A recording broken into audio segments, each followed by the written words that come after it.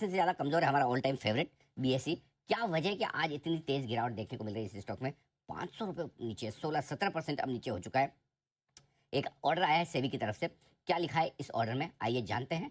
आशीष हमारे साथ है तैयार बताने के लिए। आशीष बताइए। सर, बड़ी गिरावट स्टॉक में देखने को मिली है। कारण ये कि सेबी की तरफ से जो रेगुलेटरी फीस दी जाती है एक्सचेंजेस द्वारा, ये पूरे डेरिवेटिव्स पर, अब तक अगर आप देखें तो जो बीएसई है वो सिर्फ ऑप्शंस के प्रीमियम पर दे रहा था। लेकिन अब अगर आप देखें तो सेबी ने कहा है कि नहीं, आपको जो है फी है ये देनी पड़ेगी पूरी नोशनल वैल्यू पर। इसका मेरा मतलब ये है कि सिर्फ प्रीमियम नहीं है, प्रीमियम इनटू जो कॉन्ट्रैक्ट साइज है पूरे, उसके हिसाब से अगर आप देखें तो वैल्यू में काफी बड़ा डिफरेंस आ जाता है। और इसी के चलते अगर आप देखें तो बड़ा इंपैक्ट है, 15-18% की गिरावट स्टॉक में देखने को मिली है। क्योंकि रेगुलेटरी फी अगर आप देखें तो FY25 के एडजस्टेड मुनाफे का 21% हिस्सा हो सकती है। और फिलहाल अगर आप देखें तो इससे ब्रोकरेज हाउस का मानना है कि ईपीएस के इम्पैक्ट तकरीबन 15 से 18% का देखने को मिल सकता है। हालांकि ब्रोकरेज की कुछ नोट्स और रिपोर्ट्स में ये भी पढ़ रहा था कि जहां पर माना जा रहा है कि अगर बीएससी की तरफ से जो ट्रांजैक्शन चार्जेस है ये 25% और जो क्लियरिंग चार्जेस है अगर वो 10% बढ़ा दिया जाए तो इसका जो इम्पैक्ट है वो थोड़ा सा रिड्यूस हो सकता है, केवल 2 से 5% हो सकता है, जिसका इम्पैक्ट अभी फिलहाल के लिए काफी ज्यादा नजर आ रहा है। और एनएससी अगर आप देखें तो इन्हीं सेम ट्रेड्स के ऊपर, डेरिवेटिव्स पर आप देखें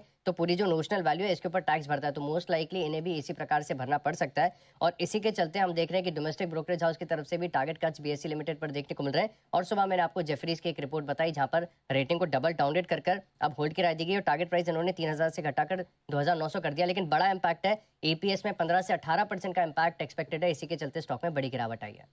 इम्पैक्ट 5% के आसपास का बताया जा रहा है प्रॉफिट पर। प्रॉफिट के ऊपर इम्पैक्ट बड़ा है, FY25 एडजस्टेड तो 21% है 21% के आसपास। और ईपीएस का इम्पैक्ट 15 से 18% है। ओके। लेकिन एक उम्मीद है कि अगर ये अपने ट्रांजैक्शन चार्जेस 25% से बढ़ा दें और क्लियरिंग चार्जेस 10% से बढ़ा देंगे तो ओवरऑल इम्पैक्ट रिड्यूस होकर केवल 2 से 5% रह अच्छा, अगर जाएगा। ये बढ़ा देते हैं तो ताकि जो एनएससी के बराबर ले आए तो, हाँ, क्योंकि अभी इन्होंने एनएससी के से कम चार्जेस कम रखे रखे हैं, हैं। तो उसकी भरपाई हो सकती है। देखते हैं, लेट्स सी बीएससी की तरफ से क्या किस तरह के स्टेटमेंट्स आते हैं। हम कोशिश भी कर रहे हैं बीएससी के मैनेजमेंट से बात करने की, मुलाकात करने की, तो एक अंदाजा लगे एग्जैक्टली क्या कुछ होता हुआ दिख रहा है। जैसे हम आमतौर पर इस तरह की पेनल्टी ब्रोकर्स पर लगती हुई देखी थी हमने, एक्सचेंज में पहली बार ही सुना है।